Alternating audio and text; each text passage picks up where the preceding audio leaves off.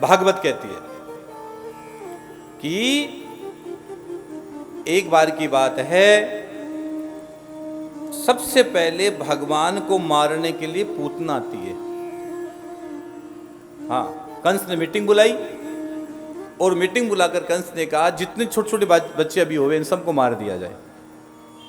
तो सबसे पहले मारने के लिए कौन आई? पूतना। और भागवत में बताया गया पूतना ने इतना सुंदर श्रृंगार किया, इतना सुंदर श्रृंगार किया, ऐसा लगा कि लक्ष्मी स्वयं नारायण से मिलने आई हो।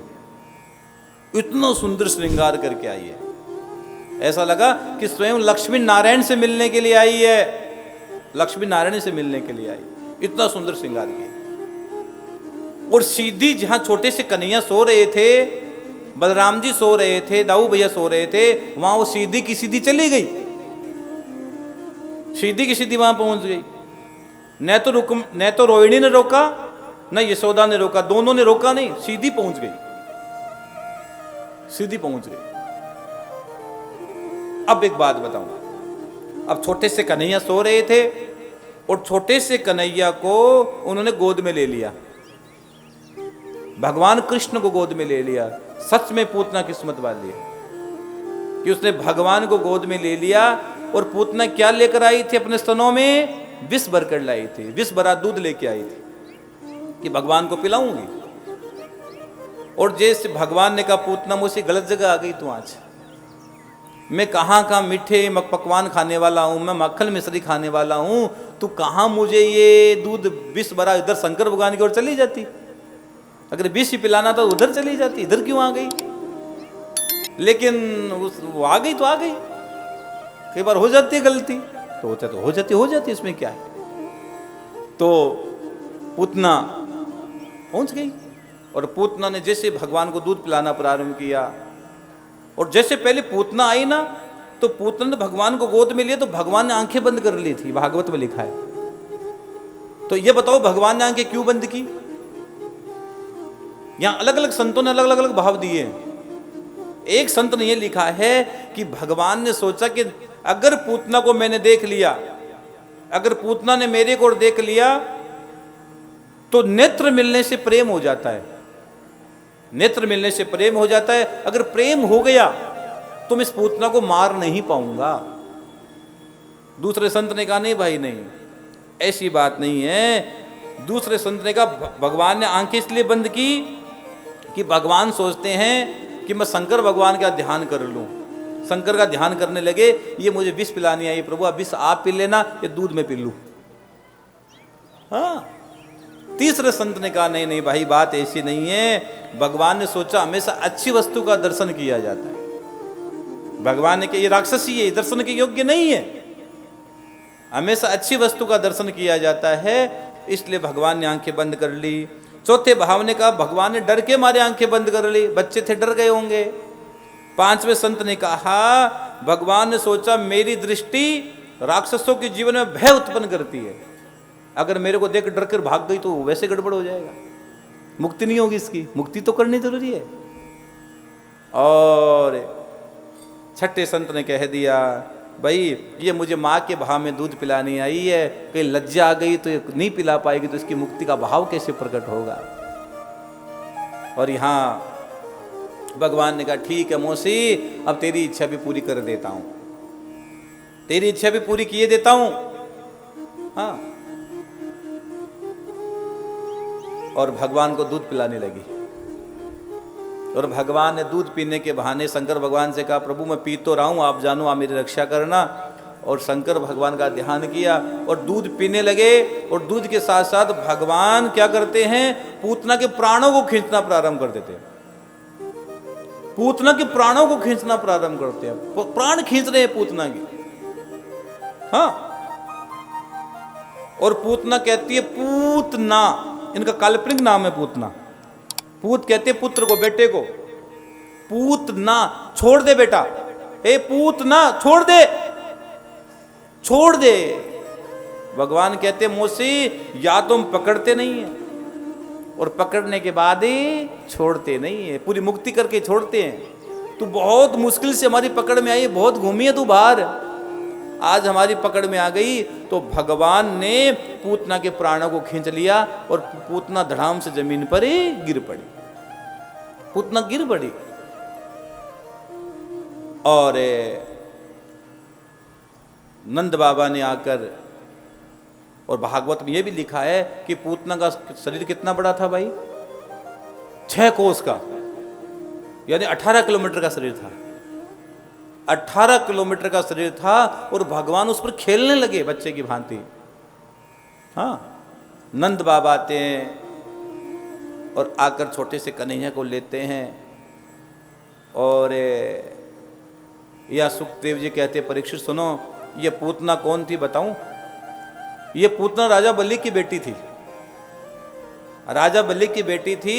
जब वामन भगवान राजा बलि के द्वार पर आए थे, तब इसके मन में ऐसा विचार आया कि ऐसा कोई सुंदर बच्चा मेरे हो और मैं मेरे स्तनों से उसको दूध पिलाऊं, मां के भाव में। उस समय उनका मन में विचार आया था, उस रत्नमाला, उसका नाम था रत्नमाला। उनके मन में विचार है कि मेरे भी ऐसा कोई सुंदर बच्चा हो और मैं भी स्तनों से दूध पिलाऊं। तो भगवान ने आज उस भाव को यहां पूरा किया है। अब आप तो मांग के भूल जाते हो, मंदिरों में जाते, बाबा ये कर देना, ये कर देना, मेरे ये कर दूंगा मैं, तू मेरे ये कर देना, मैं ये कर दूंगा, ये कर दूंगा। फिर होने के बाद आप तो भूल जाते हो, लेकिन वो नहीं भूलता है। एक व्यक्ति पेड़ पर चढ़ गया,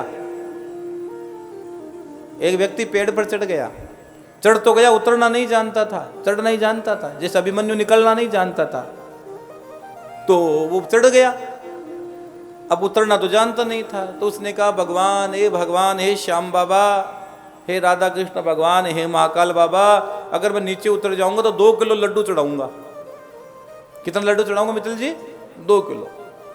और आधा नीचे उतरा, उसने कहा आधा में उतर गया, 1 किलो लड्डू चढ़ाऊंगा।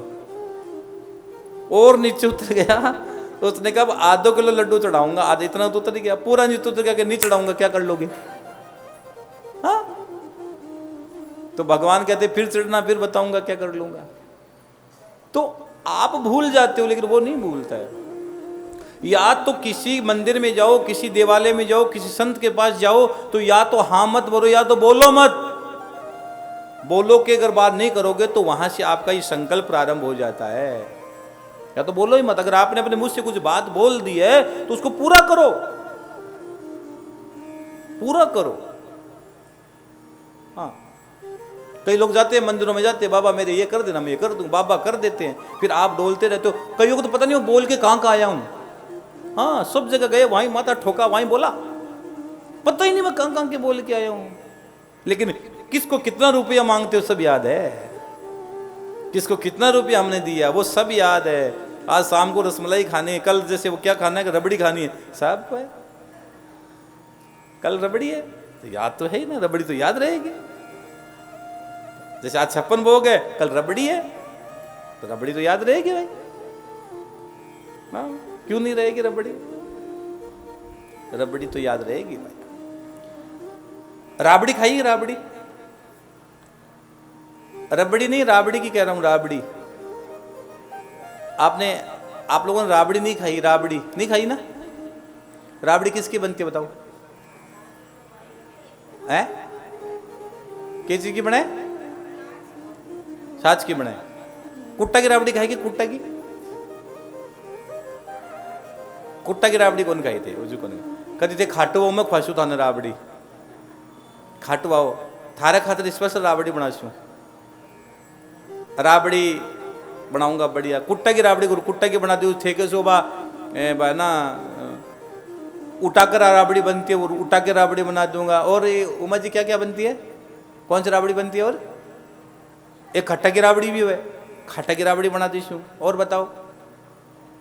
हाँ, राबड़ी राबड़ी है भाई। छाछ की तो बनाई है राबड़ी।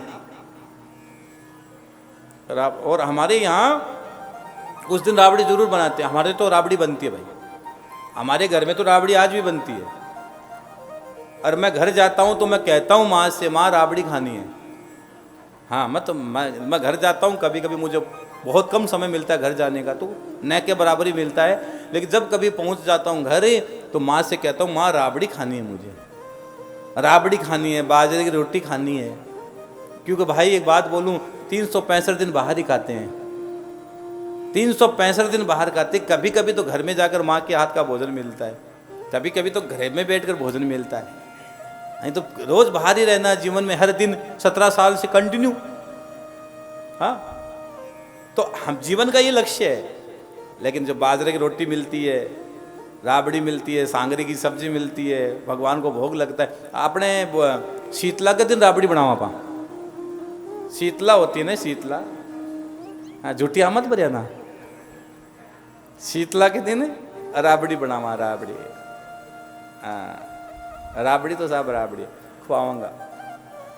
घूगरी है, राबड़ी है, घूगरी घूगरी घूगरी राबड़ी। चलो एक दिन रखांगा प्रोग्राम, ठीक। अगर थारो प्रोग्राम अगर बने, इच्छा हो तो एक दिन अठी राख देवांगा, कोई टेंशन नहीं है। मैं महाराज ने बोलूंगा, हलवाई जी ने बुलाऊंगा, महाराज एक दिन राबड़ी तो खाओ रहे।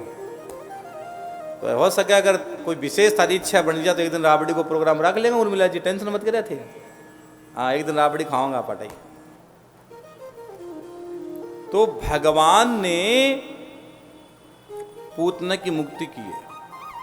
उस समय पूतना ने कहा था कि मेरे ऐसा कोई बेटा हो और मैं दूध पिलाऊं। और भागवत में लिखा है मां जैसी गति दी है।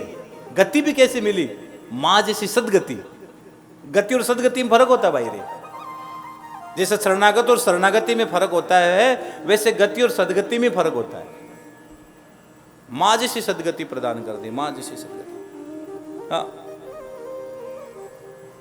उसके बाद भागवत में एक बार भगवान का मुख खुलवाया।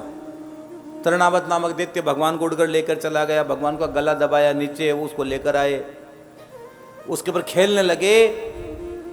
तो भगवान के मुंह में मां ने पूरा ब्रह्मांड देखा है। मां बड़ी आश्चर्यचकित हो गई। मां को तो अभी तक पता ही नहीं है मेरे घर में कौन आ गया, मेरे घर में कौन आ गया, मां को अभी तक नहीं पता है। और उसके बाद भागवत में लिखा है भगवान का नामकरण संस्कार होता है। नामकरण संस्कार किसने किया? भगवान का नामकरण संस्कार गर्गाचार्य जी ने किया है।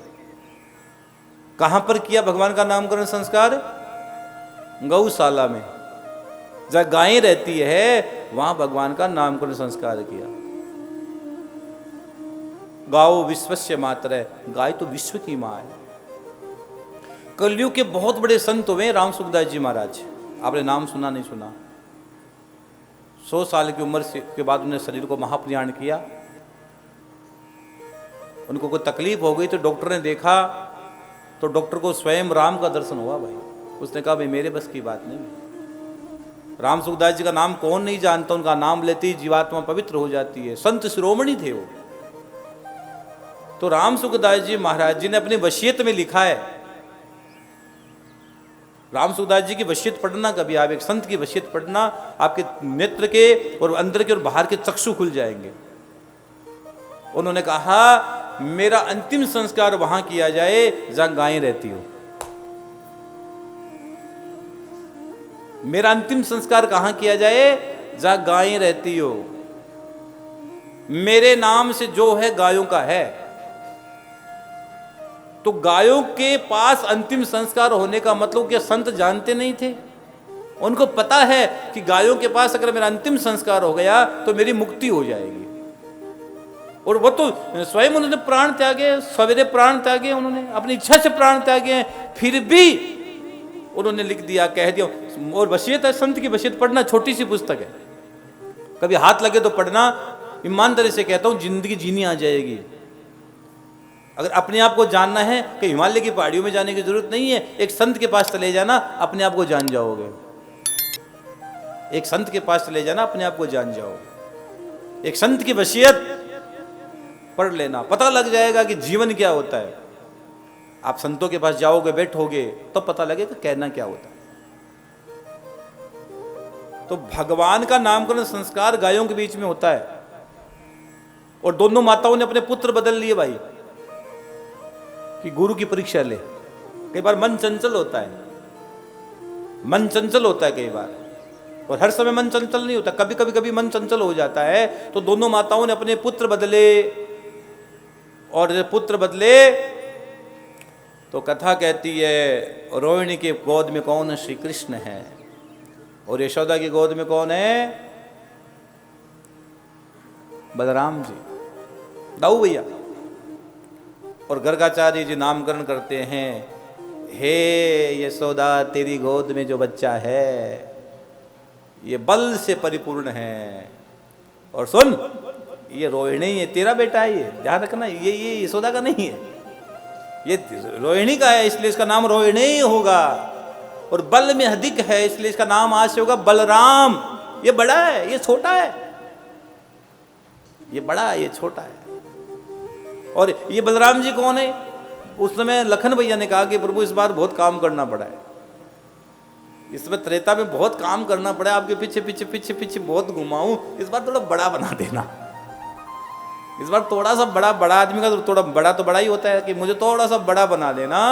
तो इसलिए उन्होंने क्या कर दिया, थोड़ा सा बड़ा बना दिया, बड़ा बन गए, स्वयं शेष के अवतार है। तो इस बार दाऊ भैया बड़े हैं, पहले लखन थे, वही शेष अवतार तो थे। त्रेता और द्वापर के में ये तो अंतर रहा, और क्या अंतर रहा। और हे रोहिणी तेरी गोद में जो बच्चा है ये दुनिया का मालिक है। हाँ, इसको देखते दुनिया इस पर आकर्षित हो जाती है। हाँ, जो इसको देखेगा उसका हो जाएगा। और दुनिया का मालिक है, ब्रह्मांड का मालिक है, वो है, वो है, वो है। गुरुजी बोलने लगे, गुरुजी को भगवान कृष्ण ने कहा, इशारा किया, गुरुजी अभी पूरी लीला अभी खोलोगे क्या? फिर मेरी माँ अगर मुझे भगवान मान बैठेगी तो मेरी बाल लीला खत्म हो जाएगी, मेरा संसार में आना खत्म हो जाएगा। हाँ, तो गुरुजी ने वापस बातें लपेट ली। गुरुजी ने कहा, है नहीं है भगवान, ऐसे लक्षण है, भगवान है नहीं, ऐसे लक्षण इसमें प्रतीत हो रहे हैं। गुरुजी ने तुरंत बात लपेट दी और नाम निकाला श्री कृष्ण। श्री कृष्ण, जो व्यक्ति भगवान श्री कृष्ण की शरण में आता है, भगवान श्री कृष्ण उसके भाग्य बदल देते हैं, भाग्य बदल देते हैं। हाँ, भाग्य बदल देते हैं भगवान श्री कृष्ण, भाग्य बदल देते हैं। अब भैया देखो, भगवान थोड़े थोड़े बड़े हो रहे हैं, और भगवान जब बड़े होते हैं तो सबसे पहले भगवान क्या चोरी करना प्रारंभ करते हैं? मक्खन। अब बालीला भगवान की प्रारंभ हो गई है। यशोदा के घर में क्या मक्खन की कमी थी?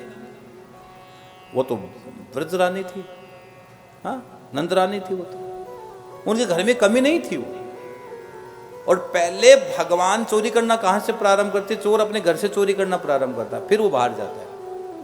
तो जितने भी हथकंडे थे चोरी के घर में सीख लिए। और अब भगवान श्री कृष्ण ने सबके गोप ग्वालों के साथ और अपनी टीम के साथ, अकेले नहीं, इनकी भी टीम है। बीड़ी पीने वाले की अपनी टीम होती है, हाँ, साधु संतों की अपनी टीम होती है, संसारियों की अपनी टीम होती है, भगवान के भक्तों की अपनी टीम होती है, सब अपनी टीम बना के चलते हैं। हाँ, जैसा मन वैसे टीम बनती चली जाती है, वैसे टीम बनती चली जाती है। तो भगवान ने टीम बनाई और भगवान ने मक्खन चोरी करना प्रारंभ किया, मक्खन चोरी करना प्रारंभ। और यहां कथा कह देती है, मक्खन चोरी में कौन रोज चोरी करते? मक्खन रोज चोरी करने से ज्यादा गिराते थे। चोरी रोज करना, रोज मक्खन गिराना, गिरा देना। एक बार की बात है, कथा यहां कहती है, गोपियों ने सोचा, और यशोदा के पास गोपियां जाती तो यशोदा कहती, क्या मेरे घर में कमी है? क्या मेरे घर में कमी? मेरे पास गायों की कमी है कोई? हाँ, मेरे पास घर में कोई कमी नहीं है। तुम झूठ बोलती हो, मेरा छोरा तो चोरी नहीं करता है, मेरा बच्चा चोरी नहीं करता है। यशोदा हमेशा कह देती थी। एक दिन भगवान गोपियों ने सोचा, ये यशोदा मानेगी तो नहीं, एक दिन पकड़ेंगे तब मानेगी। तो एक काम करते हैं, क्या आज जो ये हंडी है ना, हंडी, इस हंडी के ऊपर एक घंटी बांध देते हैं। क्या बांध दे? घंटी बांध देते हैं। जैसे आप अलार्म के भरोसे सो जाते हो ना, कई बार अलार्म बजा के लगा के भी इतने बजे उठेंगे, जिस दिन बहुत अर्जेंट काम होता है तो अलार्म बजती नहीं है। जिस दिन बहुत अर्जेंट काम होता है कि आज अलार्म बजनी चाहिए, अलार्म भी धोखा दे देती है। तो गोपियां घंटी लगाकर, घंटी बांधकर सो गई कि घंटी बजेगी तो हम पकड़ लेगी। और गोपियां सब चुपचाप जाकर सो गई कि आज कन्हैया आएगा, पकड़ेगी तो पक्का, और घंटी बजेगी, पक्की बजेगी। अब भगवान आए और भगवान ने आकर देखा, ओ हो, गोपियां पढ़ी लिखी लेकिन समझदार बहुत है। गोपियां पढ़ी लिखी तो नहीं है लेकिन समझदार बहुत है। कोई गोपी ने LLB नहीं किया है लेकिन समझदार बहुत है गोपियां। अच्छा घंटी बंद दिया आज तो गोप ग्वाल बंदर, बहुत सारे बंदर, वृंदावन के बंदर बड़े जबरदस्त होते हैं साहब। वृंदावन जाओ तो क्या चीज नहीं लेके जाओ? चश्मा। चश्मा बंदर लगा लगा के देखते हैं। अगर आपके पास चश्मा बंदर को मिल गया तो बंदर लगा के देखेंगे ये नंबर मेरा आया कि नहीं आया। नंबर लगाते हैं, नंबर लगा कर चेक करते हैं। और उनको फिर क्या चाहिए? चश्मा लेना हो तो फ्रूटी चाहिए, फ्रूटी। वृंदावन के बंदर को जब तक फ्रूटी फ्रूटी नहीं दोगे, और फ्रूटी देने के बाद भी उनको जमे तो देंगे नहीं देंगे? हाँ, फ्रूटी दोगे, एक फ्रूटी दो, फ्रूटी में फ्रूटी दो। और इसलिए वृंदावन की हर दुकान पे फ्रूटी मिलेगी आपको। वृंदावन की हर दुकान के आगे फ्रूटी लगी रहती है। अगर आप कहीं से किसी मुसाफिर का चश्मा गया तो फिर फ्रूटी गई। अब फ्रूटी जाने के बाद भी आया या नहीं, आपका किस्मत है भाई। लेकिन 90% मिल जाता है, 3% और एक और है, उनको ये पता है कि ये लोकल है, ये बाहर का है। एकदम एक्यूरेट पता लगता है उनको। लोकल कुछ भी लेके घूमे उसके पास नहीं जाएंगे। लोकल के हाथ में थैली है, चश्मा है, उनको बिल्कुल नहीं छेड़ेंगे। उनको भी पता है ये बाहर से, क्योंकि बाहर का आदमी आता है तो टनक में चलता है। हाँ, बाहर का आदमी अचानक आता है तो टनक में चलता है। लोकल होता है, उनको पता है कि यहाँ से क्या लेंगे, चश्मा लेंगे, छोड़ेगा नहीं 3 दिन मेरा पीछा। अगर लोकल का चश्मा लेकर भाग गऊंगा तो 3 दिन मेरी पूरी मीटिंग लेके रहेगा, इसलिए छोड़ दो इसको। और भाई चश्मा लेके भाग जाते। तो वृंदावन के बंदर भी बड़े अच्छे हैं। हाँ, अब मैं क्या बताऊं जाने दो। अभी मैं भी वृंदावन था थोड़े दिन पहले। हाँ, मैं भी वृंदावन, तो हम भी हमारा भी कुछ चीज ले गया बंदर। हाँ, बंदर ना ना ना ना ये नहीं ले गया। बंदर ले गया मोबाइल और ले कहां से गया मैं जगह का नाम तो नहीं बताऊंगा। बंदर जो जहां हम रुके थे, क्योंकि मैं किसी जगह का नाम सार्वजनिक नहीं कर सकता, तो इतने बड़े मंच टीवी पर मैं बैठा हूं तो लाखों लोग इस समय 170 देशों में मुझे सुन रहे हैं। तो वो बंदर था, क्या किया बंदर ने कि जो रूम से ले गए भाई, बाहर से नहीं ले गया। वो बंदर ने क्या किया, अंदर आया और जो बाथरूम होता है ना उसकी खिड़की खुली थी, इतनी खिड़की खुली थी और बाथरूम का गेट भी खुला रह गया। और वो रूम में घुसा और मुझे पता है उसमें कोई बड़ा बंदर नहीं घुस सकता, कोई छोटा बच्चा घुसा होगा।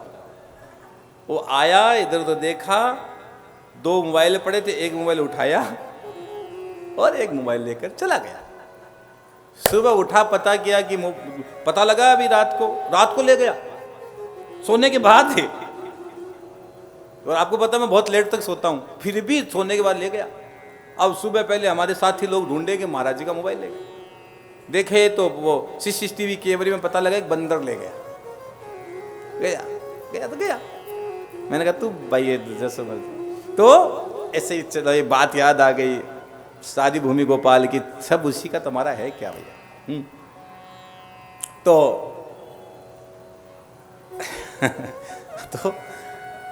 घंटी बंद गई, गोप ग्वाल आए, बंदर आए, सब के सब आए। भगवान ने कहा अच्छा, गोपिया ने घंटी बांध दी तो गोपियां समझदार हो गई। गोपिया ने घंटी बांध दी तो एक काम करते हैं, हे घंटी तू बजना मत। घंटी से भगवान कृष्ण कहते बजना मत। उस घंटी ने कहा मैं तो बजूंगी। अच्छा बजेगी, एक काम करना, तेरे को मक्खन खिलाऊंगा, तेरे को मक्खन खिलाऊंगा। अच्छा फिर तो बजेगी कि नहीं बजूंगी? रिश्वत कि मैं नहीं बजूंगी। अब भाई भगवान ने सोचा बजेगी तो है नहीं, तो भगवान ने पहले खूब बंदरों को खिलाया कि खाओ। जी भर के खाओ। बंदरों को खाया, गोप ग्वालों को खिलाया, लुटाया, गिराया।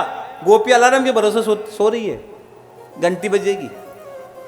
और अंत में जैसे ही भगवान खाने लगे घंटी बज गई।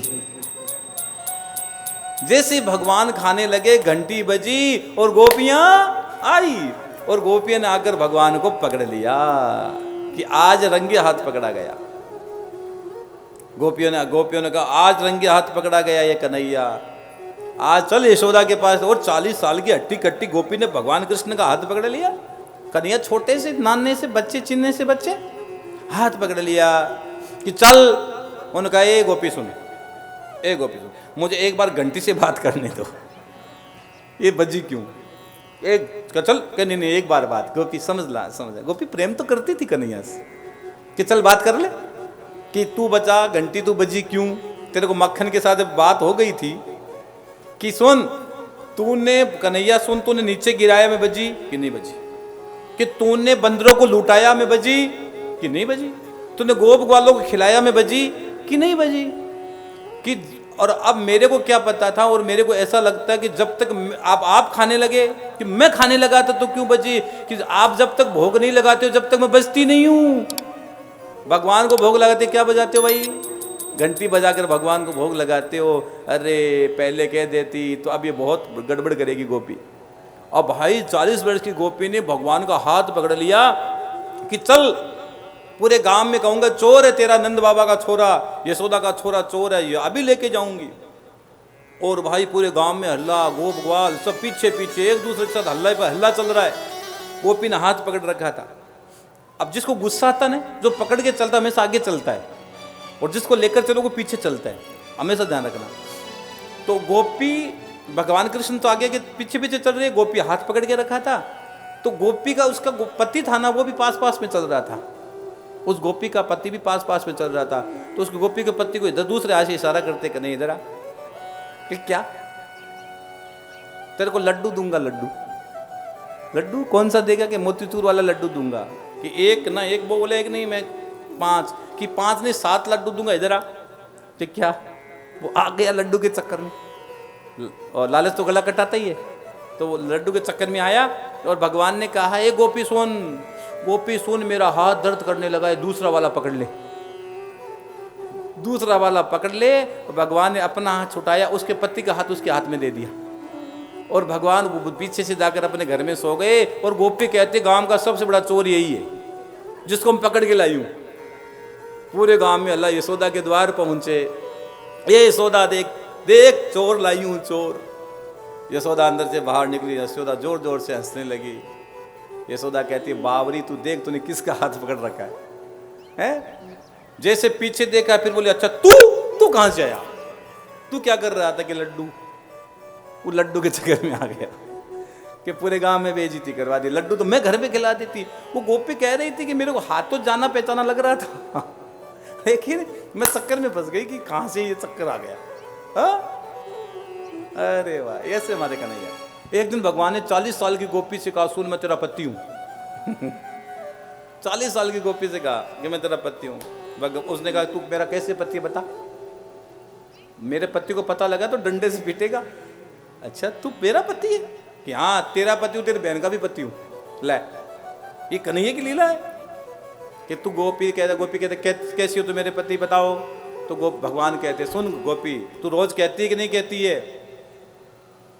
तुम हो एक अगोचर, सबके प्राणपति हो स्वामी, सबके प्राणपति। किस विध मिलो दया में, किस विध मिलो कृपा में, मैं तुमको कुमति। ओम जय दीनानाथ हरे।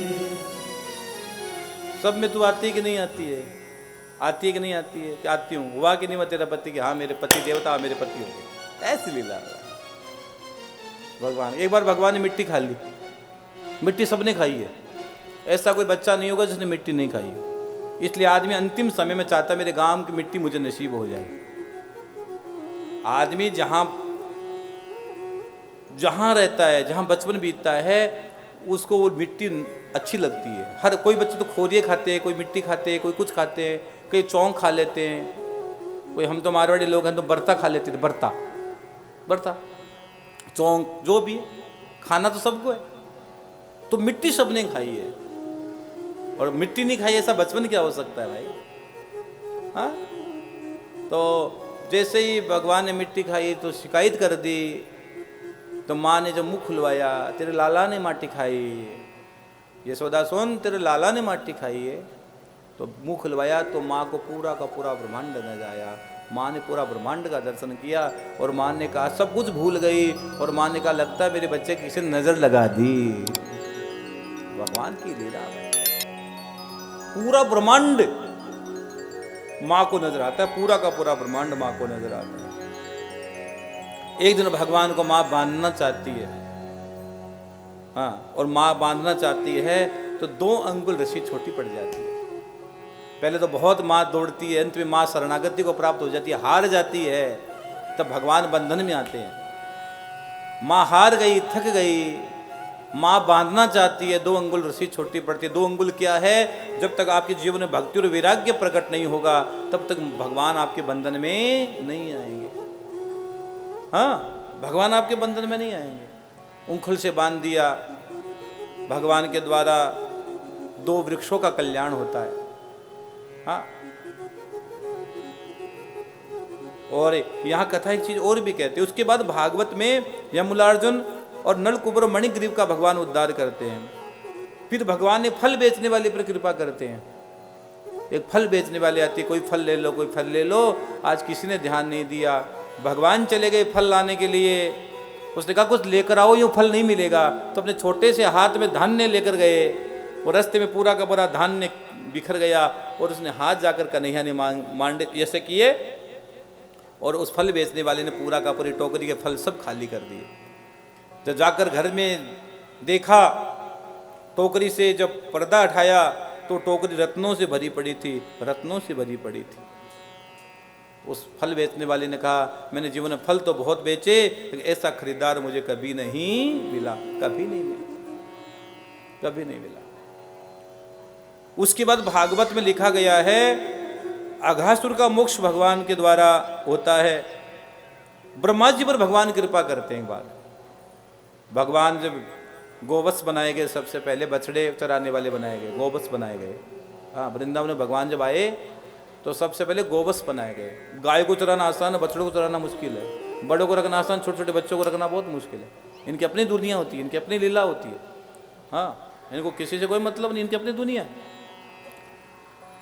तो भागवत में लिखा गया है, ब्रह्मा जी को वहम हो गया, भगवान सभी गोप ग्वालों के साथ बैठकर नाश्ता कर रहे, कलेवा कर रहे, भोजन कर रहे हैं। और ग्वालिया का भोजन देखा ही होगा आपने, बाजरे की रोटी होती है, कपड़े में उनका वो भाव होता है, गुड़ की डली होती है, अचार होता है। हाँ, तो सबके साथ भगवान भोजन कर रहे थे। तो ब्रह्मा जी को ही वहम हो गया कि पूर्ण ब्रह्म परमात्मा नहीं हो सकता ये, जो सबके साथ बैठकर भोजन कर रहा है। और भगवान ने सबके सभी गोप ग्वाल और बछड़े चुरा लिए ब्रह्मा जी ने, और भगवान श्री कृष्ण ने उतने के उतने गोप ग्वाल, उतने के उतने बछड़े बना दिए। 12 महीने तक उन माताओं को सुख मिला है। भगवान स्वयं बछड़े बनकर उन गो माताओं के पास है, और उन माताओं के पास है भगवान गोप के रूप में। भगवान उन माताओं के पास है जिनके बच्चों को ब्रह्मा जी ने चुराया है। 12 महीने के बाद ब्रह्मा जी को भी हो गया कि गलती हो गई। ब्रह्मा जी नजर उठा के देखी कि उतने उतने गोपकाल, उतने उतने बछड़े यहाँ घूम रहे हैं। तो ब्रह्मा जी ने भगवान की स्तुति की है, ब्रह्मा जी ने भगवान का अभिषेक किया है। हाँ, भगवान का अभिषेक किया है कि मेरी गलती हो गई प्रभु, मुझे आप क्षमा करें, मुझे क्षमा करें। तो भगवान की माया से कोई भी व्यक्ति मोहित हो सकता है, कोई बड़ी बात नहीं। वो लीलापति है, वो मायापति है, वो लीलापति है, वो